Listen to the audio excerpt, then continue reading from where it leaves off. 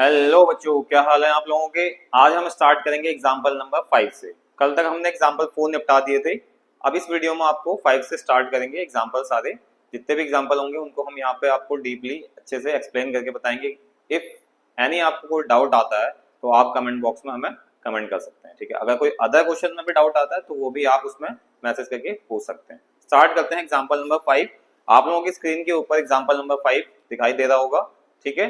तो अब हम स्टार्ट करते हैं एग्जांपल नंबर 5। मैं आपको लैपटॉप से क्वेश्चन रीड करके बताऊंगा। सबसे पहले एग्जांपल नंबर 5 में कह रहा है determine the electrostatic potential energy of a system consisting of two charges. दो चार्जेस हैं, हमें पोटेंशियल एनर्जी निकालनी है। चार्ज की वैल्यू कितनी दे रखी है, देखो एग्जांपल नंबर कितना है 2.5, ठीक है। चार्ज Q1 कितना दे रखा है इसमें 7 माइक्रोकूलम। देखो 7 माइक्रोकूलम तो कितना हो जाएगा 7 into 10 to the power -6। Q2 कितना दे रखा है -2 माइक्रोकूलम, कितना हो जाएगा -2 इंटू 10 टू द पावर -6। ये सब कूलम है, ठीक हो गया। And with no external field, ध्यान रहे कि इसमें क्या कहा गया है कि कोई एक्सटर्नल फील्ड नहीं है। Placed at 9 centimetre 00 and 9 centimetre 00 respective. देखो इसमें कोऑर्डिनेट दिए हैं, तो कोऑर्डिनेट दिए हैं तो इसका मतलब हमारे पास कोई ऐसा एक्सिस है जिसमें क्या बन रहा है 3D एक्सिस है, क्योंकि 3 कोऑर्डिनेट दे रखे हैं। तो एक दे रखा है हमें x का वैल्यू -9 y0 z0, तो वो कोऑर्डिनेट कहाँ पे आएगा -9, 0, 0। दूसरा दे रखा हमें +9, 0, 0, ठीक है, क्योंकि x एक्सिस पे लाई करेंगे। अब यहाँ से लेके यहाँ तक की डिस्टेंस कितनी हो जाएगी 9 सेंटीमीटर। यहाँ तक की डिस्टेंस कितनी हो जाएगी 9 सेंटीमीटर, ठीक है। डिस्टेंस को हम नेगेटिव नहीं लेंगे तो पॉजिटिव कितना आ जाएगा, टोटल डिस्टेंस कितनी आ जाएगी 18 सेंटीमीटर। कितना आ जाएगा 18 सेंटीमीटर। तो डिस्टेंस कितनी हो जाएगी नीचे की 18 सेंटीमीटर, यानी कि 0.18 मीटर, या फिर आप कर सकते हो 18 into 10 to the power -2 metre, ठीक हो गया। ठीक है, अब इसको निकालते हैं हम क्या पोटेंशियल एनर्जी। तो कितना निकला U equal to K Q1 Q2 by R निकल जाएगा। अब हमें निकालना है यहाँ पे K की वैल्यू कितनी होती है 9 इंटू 10 टू द पावर 9, ठीक है। चार्ज कितना दे रखा है 7 इंटू 10 टू द पावर -6, और दूसरा क्या दे रखा है -2 into 10 to the power -6 charge हो गया। अब नीचे कितना दे रखा है, मैं इसको 18 इंटू 10 टू द पावर -2 लिख लेता हूँ, चलो ठीक है।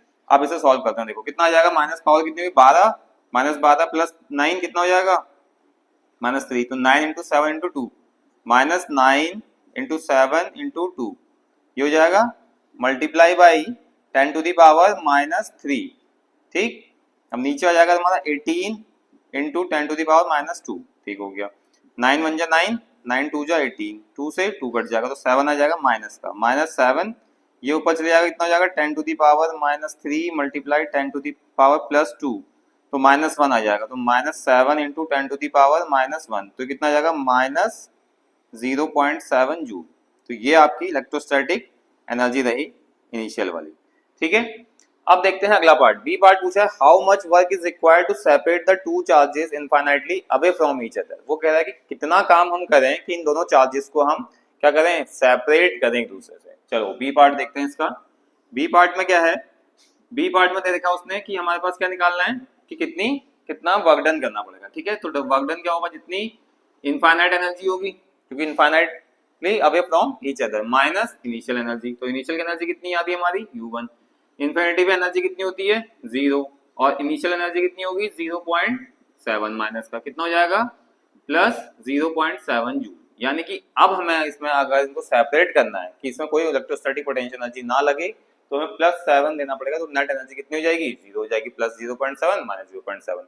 कितनी बात समझ में आ गई। थर्ड पार्ट करते हैं इसका, ठीक है। थर्ड पार्ट में क्या कह रहा है, थर्ड पार्ट देखते हैं। थर्ड पार्ट में कह रहा है suppose that the same system of charges is now placed in an external electric field. एक कंडीशन दे दी इसने कि यही पूरा सिस्टम है, उसको हमने एक्सटर्नल इलेक्ट्रिक फील्ड में रखा होगा। किसमें रखा है एक्सटर्नल इलेक्ट्रिक फील्ड में रखा है। E की वैल्यू दे रखी है उसमें E इक्वल टू A/R², ठीक है। और A की वैल्यू आपको दे रखी है, A की वैल्यू कितनी दे रखी है 9 इंटू 10 टू द पावर 5, ठीक है। What would be the electrostatic energy of the configuration। अब वो कह रहा है कि अगर मैं इसको एक्सटर्नल इलेक्ट्रिक फील्ड में रख दूंगा तो इसकी कन्फिगरेशन क्या हो जाएगी। सिंगल चार्जेस की थी, दो चार्जेस की, तो हमने डायरेक्टली क्या करा U K Q1 Q2 by R लगा दिया। एक्सटर्नल इलेक्ट्रिक फील्ड में लगाएंगे टोटल एनर्जी का फॉर्मूला क्या होता है Q1 V R1 plus Q2 V R2 plus आपकी कितनी जो इनिशियल एनर्जी निकली कितनी निकली है वो, या U1 लिख दो इसको, या फिर K Q1 Q2 by R लिख दो, ठीक है। U1 हमने निकाल रखा तो हम इसको इजिली रख सकते हैं, ठीक है। अब इसमें छोटा सा एक कॉन्सेप्ट है कि हम इसमें जो E equal to A by R square था इसको कैसे सॉल्व करते हैं। देखो फॉर्मूला क्या कहता है हमारे पास, E इक्वल टू के क्यू बाई आर स्क्वायर होता है इलेक्ट्रिक फील्ड का फॉर्मूला। मैं इस फॉर्मूले को K Q by R multiply by 1 by R लिख सकता हूँ, आया ना, सब बताओ। ठीक है, के क्यू बाई आर किसका फॉर्मूला होता है, पोटेंशियल का, तो पोटेंशियल बाई आर कर सकता हूँ E की वैल्यू। अब मैं E की जगह क्या करता हूँ, क्योंकि इलेक्ट्रिक फील्ड में क्या पता है, ए बाई आर स्क्वायर, तो ए बाई आर स्क्वायर कर दिया और V बाई आर कर दिया। एक आर से एक आर कैंसिल, तो V की वैल्यू कितनी आ जाएगी हमारी, V equal to A by R. अब जहां पे देखो R1 के लिए होगा तो हम R1 ले लेंगे, R2 के लिए होगा तो R2 ले लेंगे। ठीक है, अब इसे सॉल्व करते हैं, चलिए। ठीक है, फिर कितना आता है वो देखते हैं। अब देखो ध्यान से देखना एक एक स्टेप। अब देखो सबसे पहले हमने क्या रखा, U इक्वल टू Q1 कितना हमारे पास 7 into 10 to the power minus 6 multiply, ठीक है, उसमें दूसरा क्या आ रहा है, ठीक ठीक ठीक, A बाई आर, तो A कितना है 9 into 10 to the power, A into 9 to the power कितना है 5, कहाँ गया, ये रहा 10 टू दी पावर 5। अब R1 कितना आ जाएगा हमारे पास 0.09, क्योंकि हमारे पास R1 डिस्टेंस कौन सी है, ये वाली, ठीक है, ये वाले पॉइंट की, और R2 डिस्टेंस कौन सी है, ये R2 ये R1, ठीक है, ये देखो। उसके बाद क्या रखा, plus minus 2 into 10 to the power minus 6 multiply 9 into 10 to the power 5 upon 0.09 plus minus 0.7, ठीक है। अब इसको सॉल्व करो, कितना आएगा, 6 में से 5 गया 1, कितना आ जाएगा 7 into 9 into 10 to the power minus 1 upon 0.09 minus 2 into 9 into 10 to the power minus 1 upon 0.09 minus 0.7, ठीक हो गया। अब हमें इसमें से डेसिमल हटा के ऊपर 100 करना पड़ेगा, तो ये कितना हो जाएगा 100। सॉल्व करने का तरीका है, आप लोग जैसे सॉल्व करना चाहोगे सॉल्व कर सकते हो। तो ये 9 से ये 9 कट जाएगा, इस 9 से ये 9 कट जाएगा, तो कितना आ जाएगा 10 टू द पावर 2 में से 1 घटा देंगे तो 10 टू द पावर 170 हो जाएगा, माइनस 20 आ जाएगा और माइनस 0.7, तो ये हो जाएगा 50 माइनस 0.7, ये आ जाएगा 49.3 जूल, यू टोटल या टू यू इलेक्ट्रोस्टैटिक एनर्जी कह सकते हैं, 49.3 जूल आ जाएगा। इतना समझ में आया, इस क्वेश्चन को नोट डाउन करिए। देन नेक्स्ट करते हैं हम एग्जांपल नंबर 6। नोट कर लिया आप लोगों ने, अब देखते हैं एग्जांपल नंबर 6, ठीक है। एग्जांपल नंबर 5 हमने कर लिया है, अब देखते हैं एग्जांपल नंबर 6 में क्या कह रहा है। देखो 6 में कह रहा है हमारे पास कि क्या क्या दिया हुआ है, पहले बताओ, तब तक हम इसे इरेज करते हैं, ठीक है। इतना पार्ट इरेज कर लेते हैं, बाकी पार्ट हम यहाँ पे इसको रख देते हैं जो हमारे अभी आगे क्वेश्चन में। देखो एग्जांपल 6 में क्या कह रहा है, एग्जांपल नंबर 6, ठीक। A molecule of a substance has a permanent electric dipole moment of magnitude 10 to the power minus 29 coulomb, ठीक है। तो कितना है 29 कूलम मीटर, ये है डायपोल मोमेंट, ठीक। A mole of this substance polarized at low temperature by applying a strong electrostatic field of magnitude 10 to the power 6, तो electric field कितना है 10 to the power 6 वोल्ट पर मीटर, ठीक है। अब ये देखो इतनी बात समझ में आ गई। तो direction of the field is suddenly change bye an angle of 60 degree, direction क्या चेंज हो गई, किससे एंगल से, 60 डिग्री से, ठीक है। Estimate the heat release by the substance aligning its dipoles along the new direction of the field for simplicity assuming 100% polarization of the sample, यानी कि 100% क्या है आपका पोलराइजेशन। पोलराइजेशन का मतलब जब आपके नेगेटिव और पॉजिटिव चार्जेस सेपरेट हो जाते हैं, ठीक है। अब देखिए अब इसे करना क्या है, फॉर एग्जांपल हमारे पास कोई इस टाइप का सब्सटेंस पड़ा है, हमने यहाँ पे, अब यहाँ पे हमने इलेक्ट्रिक फील्ड अप्लाई करी इसके एक पार्ट पे, ठीक है। अब यहाँ पे कई सारे मॉलिक्यूल्स हैं, ठीक है। अब अचानक से क्या हुआ कि ये हीट रिलीज होने की वजह से इसका इलेक्ट्रिक फील्ड की एंगल कितना हो गया, चेंज होने लग गया, ठीक है। तो एंगल कितना हो गया चेंज होके 60 डिग्री। अब वो कह रहा है कि हीट कितना क्या निकालना उसके अंदर, एस्टिमेट द हीट रिलीज, ठीक है, यानी कि लॉस ऑफ हीट यानी कि लॉस ऑफ एनर्जी कह सकते हैं, ठीक है, जो कितना होगा you final minus you initial, ठीक है। हीट लॉस कर दो, चलो यहाँ पे लिख दो हीट लॉस, ठीक है। हीट लॉस निकालना you final minus you initial. अब यू इनिशियल का फॉर्मूला क्या होता है, माइनस पी कॉस थीटा। अब उससे पहले देखो हमारे पास क्या है, डायपोल दे रखा है 10 to the power minus 29 coulomb metre. अब वो 1 मोल ऑफ सब्सटेंस की बात कर रहे हैं, तो 1 मोल ऑफ सब्सटेंस में कितना होगा 6.023 into 10 to the power 23 molecule. Total number निकालेंगे, टोटल डायपोल निकालेंगे तो कितना आ जाएगा, देखो टोटल डायपोल निकालेंगे तो 6.023 की तो एनसीईआरटी में 6 लिया तो हम भी 6 ले लेंगे, 10 to the power 23 multiply 10 to the power -29, तो कितना आ जाएगा 6 into 10 to the power -6। Total dipole moment कितना आ जाएगा 6 इंटू 10 टू द पावर -6। अब यहाँ पे रखेंगे हम -6 into 10 to the power -6 plus e की value 10 to the power 6 cos 0। Initial में कितनी इलेक्ट्रिक फील्ड डायरेक्शन 0, cos 0 1 हो जाएगा तो कितना आ जाएगा -6 जूल यू इनिशियल। अब ऐसे ही हम निकालेंगे यू फाइनल निकालेंगे तो कितना आ जाएगा -P cos 60 डिग्री। वापस से वो रख देंगे 6 into 10 to the power -6 multiply 10 to the power -6, ये माइनस साइन cos 60 1/2 कितना हो जाएगा -3 joule. Loss of energy delta U कितना निकलेगा यूएफ माइनस यूआई, तो यूएफ कितना है -3 माइनस यूआई कितना है -6, तो कितना हो जाएगा ये -3 प्लस 6 यानी कि +3 जूल। तो हीट कितनी लॉस हो रही है +3 जूल की, जब हम क्या करते हैं इस पे स्ट्राइक कर रहे हैं। ठीक है, अगला क्वेश्चन देखते हैं 2 पॉइंट कौन सा है हमारे पास। अगला question example number 2.7, example number 2.7। देखो अब हम इसको इरेज करते हैं, इरेज करने के बाद एग्जांपल नंबर 2.7 पढ़ो, आपके स्क्रीन के ऊपर दिखाई दे रहा होगा एग्जांपल नंबर 2.7। तो मैं आपको यहाँ से पढ़ के बताता हूँ एग्जांपल नंबर 2.7 क्या कह रहा है, जल्दी से बताओ।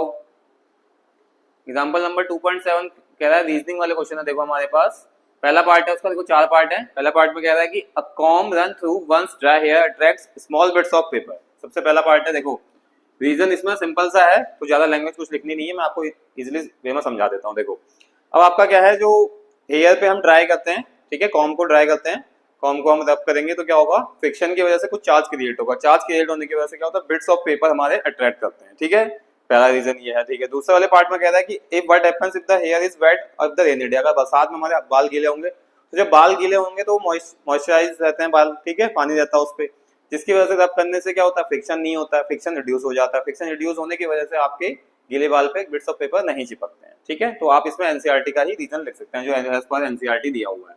ठीक है, कोई चेंज नहीं करना है। ठीक है, बी पार्ट में क्या है, बी पार्ट में कह रहा है ordinary rubber is an insulator. Ordinary rubber जो होती है हमारे पास, जो ऑर्डिनरी रबर होती है यानी कि नॉर्मल रबर, वो इंसुलेटर होती है। ठीक हो गया, ये बात है। उसके बाद वो कह रहा है कि कुछ रबर ऐसी होती है जो हमारे एयरप्लेन के एयरक्राफ्ट के टायर्स में यूज होती है, वो हमारी क्या होती है, कंडक्टिंग मीडियम होती है।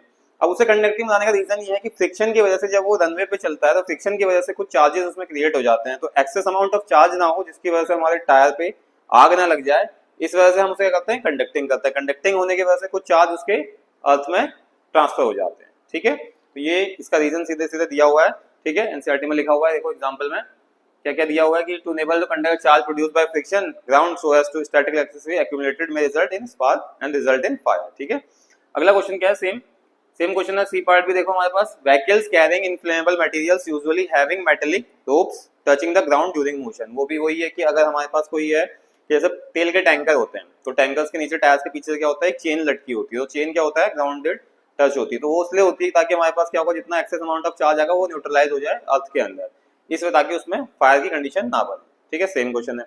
अगला है, a bird perches on a bare high power line and nothing happens to the bird, a man standing on the ground touches the same and gets fatal shock. देखो अब सी सेम एनसीईआरटी वाला D वाले part में क्या है कि अगर हमारे पास, देखो बर्ड क्या करती है, यहाँ पे अपने दोनों लेग्स एक साथ रखेगी, तो क्या होता है, पूरे वायर में सेम पोटेंशियल डिफरेंस रहता है, यानी कि अगर ए पॉइंट ये है, बी पॉइंट ये है, तो V A equal to V B. Current कब लगता है इंसान को, जब कभी वो हायर पोटेंशियल और लोअर पोटेंशियल के बीच में पोटेंशियल डिफरेंस क्रिएट होता है। तो पोटेंशियल डिफरेंस क्रिएट होने की वजह से अगर मान लो मैं यहाँ पे कोई खड़ा है, अब वो अर्थ पे है, ठीक है, उसने यहाँ पे कुछ पोटेंशियल है, उसका पोटेंशियल यहाँ पे ज्यादा है, तो यहाँ से उसका जो पोटेंशियल होगा तो इलेक्ट्रिसिटी कहाँ से फ्लो होकर जाएगी, ह्यूमन बीइंग के अंदर से। इस वजह से क्या होता है कि बर्ड्स को इजिली शॉक नहीं लगता है और ह्यूमन बीइंग को शॉक लग जाता है due to potential difference. Clear, इसको नोट करिए। एग्जांपल नंबर 2.7 भी हो गया। अगला क्वेश्चन देखते हैं हम, एग्जांपल नंबर 2.8। नोट कर लिया आप लोगों ने, 2.6 हो गया हमारे पास, 2.7 हो गया, 2. क्या करेंगे 8 वाला क्वेश्चन।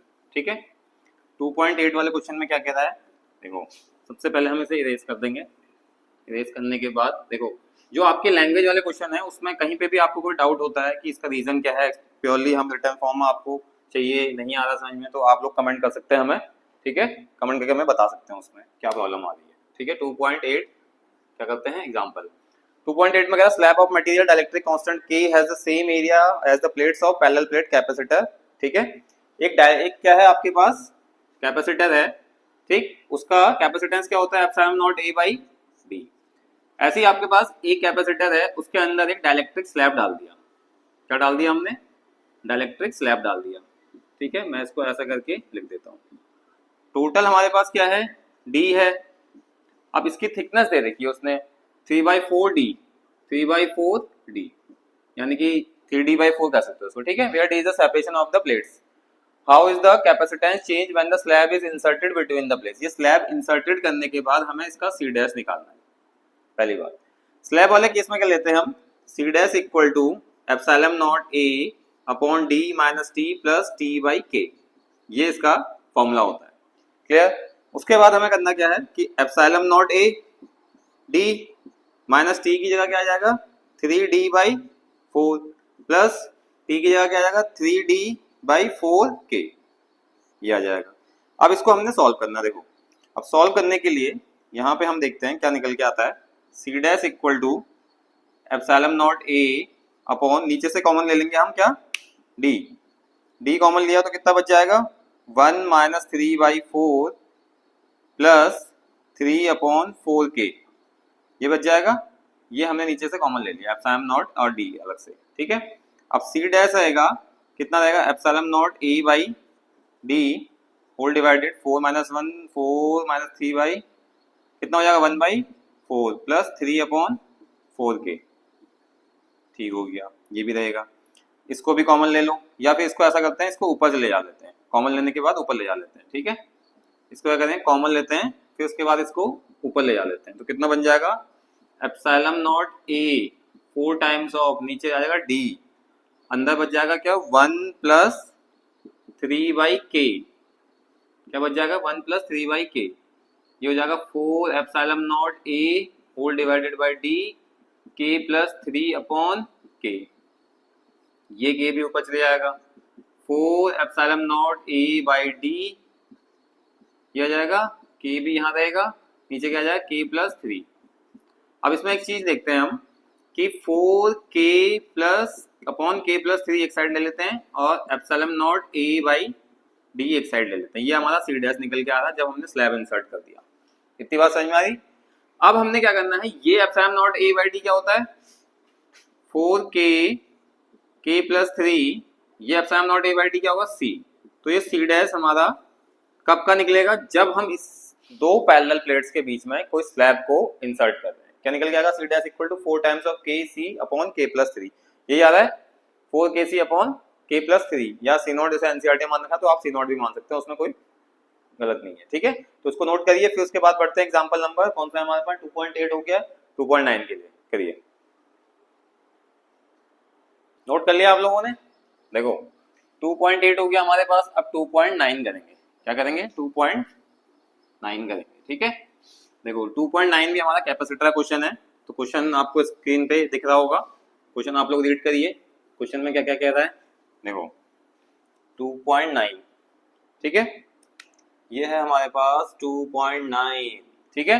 एक सर्किट दिया है हमारे पास, 4 कैपेसिटर उसके अंदर अलाइंड है। कैसे कैसे अलाइंड है, देखो ये 1 है, 2, 3, ये 4, यहां से कहीं हमें उसमें क्या दे रखा है, पोटेंशियल दे रखा है।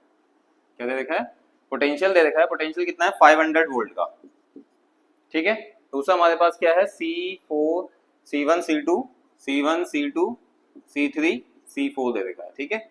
ये हमने पॉइंट मान रखे A B C D। Question क्या कह रहा है कि नेटवर्क ऑफ 4 10 माइक्रोफैराड कैपेसिटर, ये सारे 10 माइक्रोफैराड के, ठीक है। ये भी 10 माइक्रोफैराड, ये भी 10 माइक्रोफैराड, ये भी 10 माइक्रोफैराड, ठीक हो गया। पोटेंशियल आपको दे रखा है 500 volt. Supply determine the equivalent capacitance of the network, इसका इक्विवेलेंट निकालना है। क्या निकालना है, C इक्विवेलेंट। देखो सबसे पहले हमें एक चीज देखनी पड़ेगी कि जब भी हमने पोटेंशियल यहाँ से अप्लाई किया तो क्या हो गया, 2 पार्ट्स में डिवाइड हो गया। इधर को एक चार्ज चले गया, ठीक है, जैसे Q1 मान लिया, इधर को एक चार्ज चले गया Q2 मान लिया। तो C1 C2 C3 तीनों क्या है हमारे सीरीज में, तो C1 C2 C3 are in किसमें, सीरीज में, ठीक हो गया। तो हमारे पास क्या होगा, जो C नेट निकलेगा, एक कैपेसिटर का डायग्राम देखो ऐसे बना देते हैं हम, ठीक है। ये 500 वोल्ट, यहाँ पे आ जाएगा 10 माइक्रोफैराड, ये सी नेट आ जाएगा। ठीक, अब ये दोनों आ गए पैरेलल में, तो पहले हम इनका सी नेट निकालते हैं। तो पहले वाले 3 का सी नेट निकालने के लिए हमारे पास क्या है, 1/सी नेट।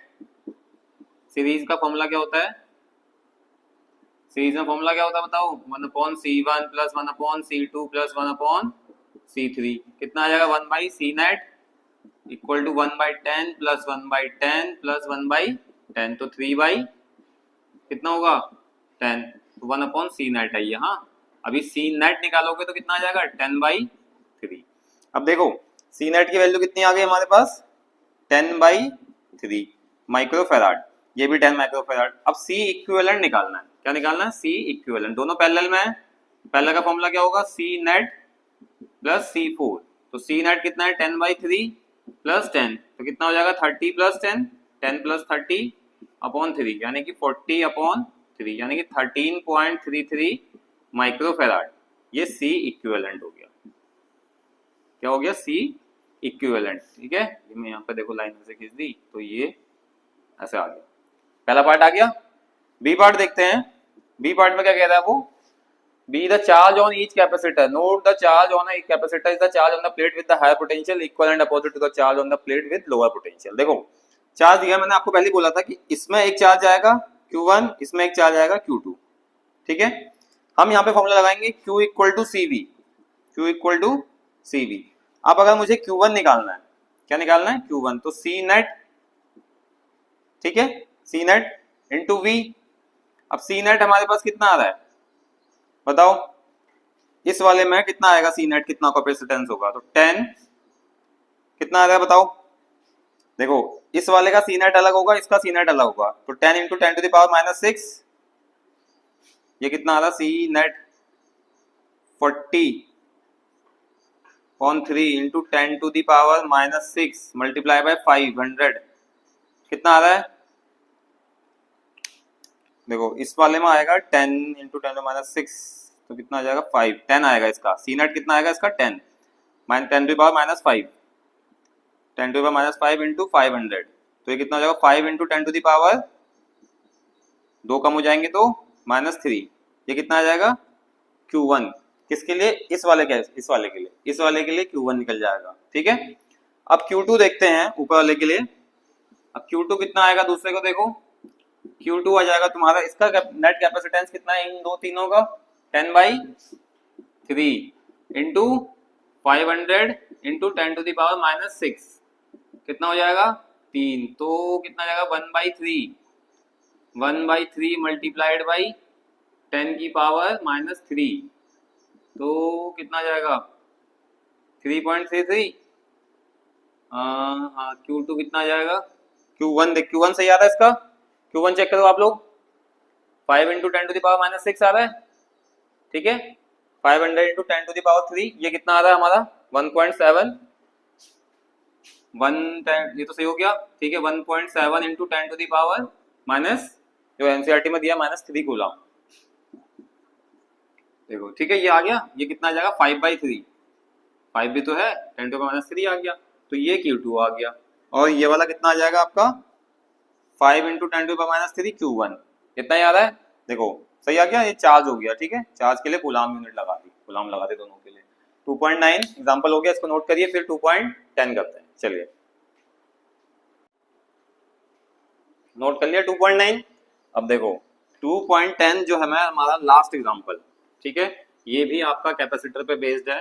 कैपेसिटर का जो पार्ट है हमारे कैपेसिटर पे 3 न्यूमेरिकल कर लिए देखिए, तो कैपेसिटर का पार्ट जो है आपका वो बहुत इंपॉर्टेंट है, और आपको कैपेसिटर का पार्ट अच्छे से तैयार करके लेके जाना है। ठीक है, इनकेस कोई डाउट हो तो आप लोग कमेंट बॉक्स में हमें बता सकते हैं इजीली कि क्या डाउट आ रहा है। ठीक है, 2.10 में देखते हैं। देखो हमारे पास क्या है 2.10, देखो एक हमारे पास क्या दिया है 900 पिकोफैराड कैपेसिटर, कैपेसिटर दिया है 900 पिकोफैराड, यानी कि फैराड में चेंज करेंगे तो 900 into 10 to the power -12 farad सबसे पहले। ठीक है, चार्ज हुआ 100 वोल्ट बैटरी, वी देखा आपका 100 वोल्ट बैटरी, बहुत सिंपल सा क्वेश्चन है। ठीक है, how much electrostatic energy stored by the capacitor, electrostatic energy निकालनी है, ये पार्ट में U equal to half CV square आता सबको, 1/2 C कितना है 900 into 10 to the power -12 V square 100 into 100 कितना हो जाएगा बताओ 2 2 4 2 6 तो 10 टू द पावर कितना 9 2 से 9 करेंगे तो 4.5 आ जाएगा 2 0 ये हो गए 2 0 ये हो गए 2 0 हो गए 10 की पावर 6 तो यानी कि 10 टू द पावर -6 जूल आ जाएगा U equal to 4.5 into 10 to -6 joule यही आ रहा है। चेक कर लो आप लोग हमसे एनसीईआरटी में हम भी चेक कर लेते हैं। हाँ सही आ रहा है गुड ठीक है। अगला पार्ट है हमारे पास बी पार्ट। बी पार्ट में क्या कह रहा है वो how the capacitor is disconnected from the battery and connected to another picofarad capacitor 900 picofarad। उसने कहा कि बैटरी हटा दी है अब मैंने वो कैपेसिटर किसी के साथ पैरेलली कनेक्ट कर दिया है ठीक है। बैटरी हटाने के बाद तो क्या होता है जब भी हम किसी कैपेसिटर को दूसरे कैपेसिटर के साथ कनेक्ट करेंगे पैरेलली तो उसका चार्ज डिवाइड हो जाता है यानी कि चार्ज क्या होता है उसके अंदर आधा हो जाता है। कैसा Q होगा तो फिर Q/2 इसमें शेयर हो जाता है। क्लियर। तो अब देखो अब इसके अंदर सबसे पहले हमारे पास क्या सी नेट कितना आएगा सी नेट आ जाएगा पैरेलल का केस है तो C1 प्लस C2 तो कितना आएगा 900 प्लस 900 तो कितना हो जाएगा 1800 पिकोफैराड ये तो इसका C इक्विवेलेंट आ गया। अब C निकाल दिया हमने एनर्जी के लिए फॉर्मूले में क्या क्या चाहिए V भी चाहिए V का पता नहीं है तो नया जो पोटेंशियल आएगा हमारा वो कितना आ जाएगा देखो हम सबसे पहले करते हैं Q इक्वल टू CV होता है यहाँ से V इक्वल टू Q/C ठीक। अब V डैश निकालेंगे हम Q कितना हो गया हमारे पास आधा अपॉन C तो कितना हो जाएगा Q/2C और Q/C को हम क्या लिखते हैं V तो V dash equal to V/2 तो जो नया पोटेंशियल आया हमारा क्या है पुराने पोटेंशियल का आधा नया पोटेंशियल जो निकल के आएगा पुराने पोटेंशियल का आधा तो नई एनर्जी जो निकल के आएगी half C net into V dash का स्क्वायर ये निकल के आएगा 1/2 into 1800 multiply by 10 to the power -12 क्योंकि पिकोफैराड है V/2 रख देंगे यहाँ पे तो 100/2 का होल स्क्वायर ठीक है। अब इसको सॉल्व करो कितना आ जाएगा इससे 10 की पावर 12 ये आ जाएगा 2 9 जा 900 तो ये 9 इंटू 10 टू द पावर -10 ये बन जाएगा कितना 100 इंटू 100/4 ठीक है। कितने कट जाएंगे इसमें जीरो 1 2 3 4 -10 यानी कि -6 आ जाएगा कितना आ जाएगा 9/4 multiply by 10 to the power -6 तो कितना आएगा 4 दूनी 8 2.5 इतना याद है multiply by 10 to the power -6 joule. देखो U डैश इतना आ रहा है नहीं आ रहा है 4 दूनी 8 9 4 पंचे 20 2.25 आएगा शायद आई थिंक देखते हैं एक बार कितना आ रहा है आंसर बी पार्ट का 2.25 हाँ 10 टू द पावर -6 जूल सही है। ये कैलकुलेशन में यहाँ पे 25 कर लेना 2.25 कर लेना 10 टू द पावर -6 जूल आ रहा है। तो ये थे आपके पूरे 10 एग्जांपल्स हो गए। अब हमारे पास आपके लिए 2 वीडियोस हैं जिसमें आपको पार्ट 5 सेकंड में हमारे पास क्या मिलेगा आपको 2 वीडियोस मिलेंगे जिसके अंदर 5 एग्जांपल करके हमने ब्रेक कर रखे हैं। ऐसे ही आपको एनसीईआरटी के सारे क्वेश्चंस मिलेंगे कौन से कितने 10 या 11 क्वेश्चंस इस चैप्टर के हैं तो वो आपको सारे क्वेश्चंस मिलेंगे नेक्स्ट वीडियो में ठीक है। तब तक के लिए आप सारे एग्जांपल्स तैयार करिए फिर हम आपके लिए लेके आते हैं एनसीईआरटी के एक्सरसाइज से क्वेश्चन। Thank you.